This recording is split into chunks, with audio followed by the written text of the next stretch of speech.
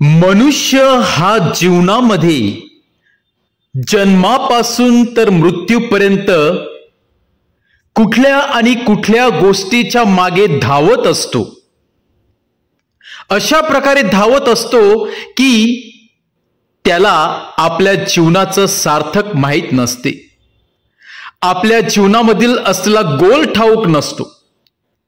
कधी कधी सर्व धावतात म्हणून मी देखील धावणार, सर्व या गोष्टीच्या मागे लागलेले आहेत म्हणून मी देखील मागे लागणार आहे।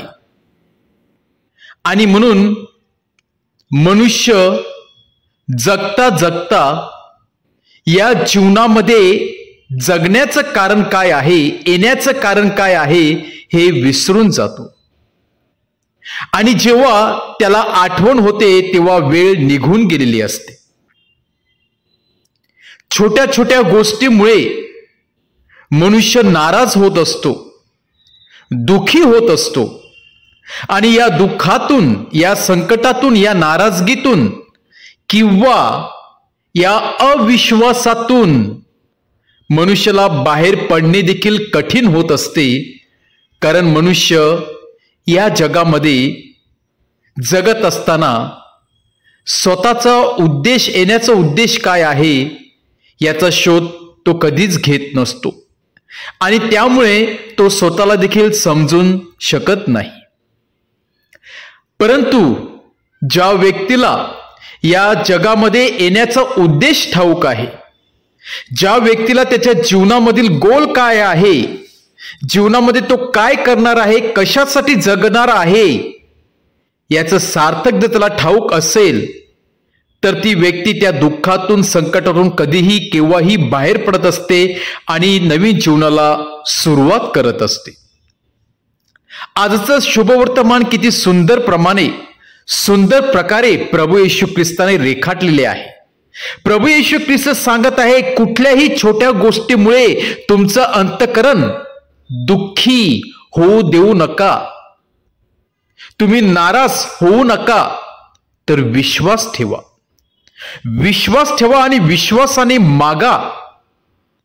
कारण तुमच्या मागे जी अद्भुत शक्ती आहे ती म्हणजे स्वतः प्रभू येशू ख्रिस्त, ज्याने स्वर्गामध्ये तुम्हाला वाटा ठेवलेला आहे, ज्याने स्वर्गामध्ये तुमच्यासाठी एक सुंदर खोली देखील तयार केलेली आहे।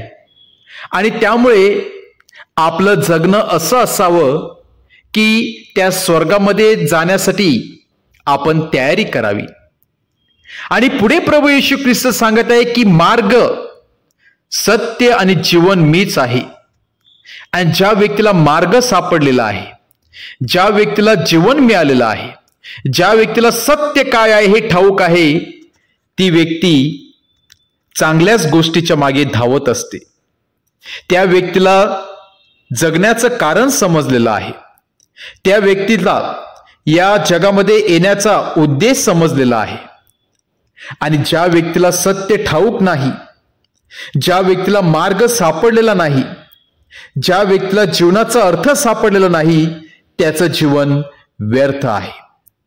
आणि म्हणून प्रभू येशू ख्रिस्त सांगत आहे, जी व्यक्ती माझ्यावरती विश्वास ठेवते आणि आपलं जीवन जगत राहते त्या व्यक्तीला मार्ग सापडलेला आहे।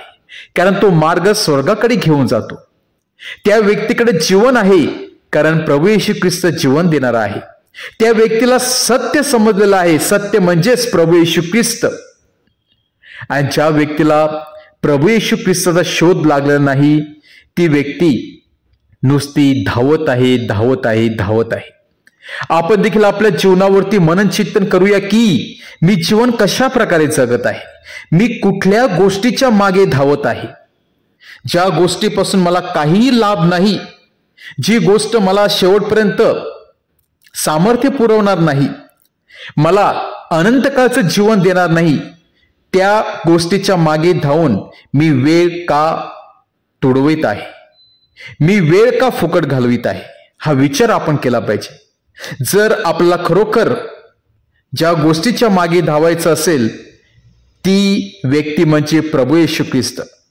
त्या व्यक्तीकडे मिळाल्यानंतर, ज्या व्यक्तीकडे गेल्यानंतर आपल्याला स्वर्गीय सुख मिळणार आहे, जीवनामध्ये खरा आनंद मिळणार आहे, जगण्याचं महत्व, उद्देश आपल्याला समजणार आहे, सत्य समजणार आहे. आज ती व्यक्ती म्हणजे प्रभू येशू ख्रिस्त. याच्यावरती पूर्णपणे विसंबून राहूया, विश्वास ठेवूया. छोट्या छोट्या गोष्टीकडे दुर्लक्ष करून नाराज न होता, दुःखी न होता, प्रभू येशू ख्रिस्त जो खरा सत्य आहे, जीवन आहे, तो आपल्याला खरोखर चांगल्या मार्गावरती नेईल आणि आपल्याला साठी स्वर्गामध्ये स्वतंत्र खोली निर्माण करील. आज त्या ख्रिस्तावरती विश्वास ठेवूया आणि त्याच्या मार्गावरती मार्गक्रमण करण्याचा प्रयत्न करूया. आमेन.